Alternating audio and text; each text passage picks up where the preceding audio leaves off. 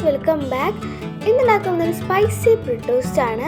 നല്ല സിമ്പിളായിട്ട് നമുക്ക് ഉണ്ടാക്കാൻ പറ്റുന്ന വെറും 5 മിനിറ്റിൽ നമുക്ക് ഉണ്ടാക്കാൻ പറ്റുന്ന സ്പൈസി ബ്രെഡ് ടോസ്റ്റ് ആണ്. അപ്പോൾ അതിൻ്റെ ഒരു ജാറിലോട്ട് കുറച്ച് വലിയ ഉള്ളി കട്ടാക്കിയതും ഇതിലോട്ട് മല്ലിച്ചപ്പ് ആഡ് ചെയ്തെടുത്തിട്ടുണ്ട്. പിന്നെ വെളുത്തുള്ളിയാണ് ആഡ് ചെയ്ത് കൊടുക്കുന്നത്.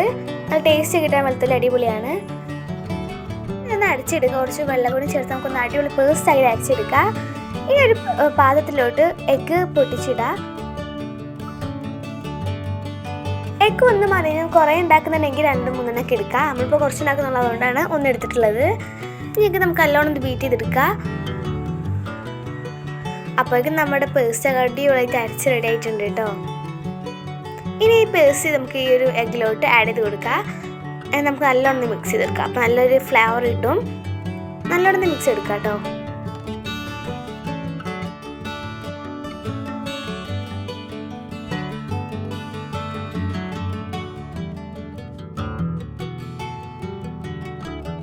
ഇതിലേക്ക് ആവശ്യമുള്ള സാൾട്ട് ചെയ്ത് കൊടുക്കുക. അതിലോട്ട് നമ്മൾ സാൾട്ടൊന്നും ആഡ് ചെയ്ത് കൊടുത്തില്ല ഇതുവരെ. അപ്പോൾ നമുക്ക് ആവശ്യമുള്ള സാൾട്ടൊക്കെ ഇതിലോട്ട് ആഡ് ചെയ്ത് കൊടുക്കാം കേട്ടോ.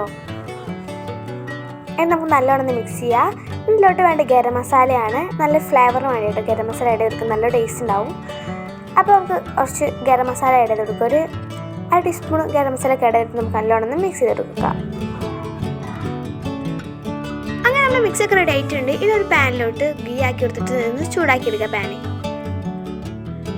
ഇന്ന് ഇതിലോട്ട് ബ്രെഡാണ് വേണ്ടത്. ബ്രെഡ് ഹെൽത്തി ആയിട്ടുള്ള വീറ്റ് ബ്രെഡാണ് എടുത്തുള്ളത്, ബ്രൗൺ ബ്രെഡാണ് എടുത്തുള്ളത്. അപ്പോൾ നമുക്ക് വേണമെങ്കിൽ സാധാ ബ്രെഡ് എടുക്കാം. ഇനി നമ്മൾ പാനിലോട്ട് ബ്രെഡ് വെച്ചെടുത്തിട്ട് അതിലോട്ട് മിക്സ് ആക്കി കൊടുക്കുക. മിക്സ് ഒന്ന് സ്പ്രെഡാക്കി കൊടുക്കുക. എന്നിട്ട് നമുക്കിങ്ങനെ ചൂടാകുമ്പോൾ മറിച്ചെടുക്കുക. അങ്ങനെ റോസ്റ്റ് ആക്കി എടുക്കാം. ഇതൊക്കെ അടിപൊളി റോസ്റ്റ് ആവും. അല്ലാതെ ഇങ്ങനെ തന്നെ ചെയ്തെടുക്കാം.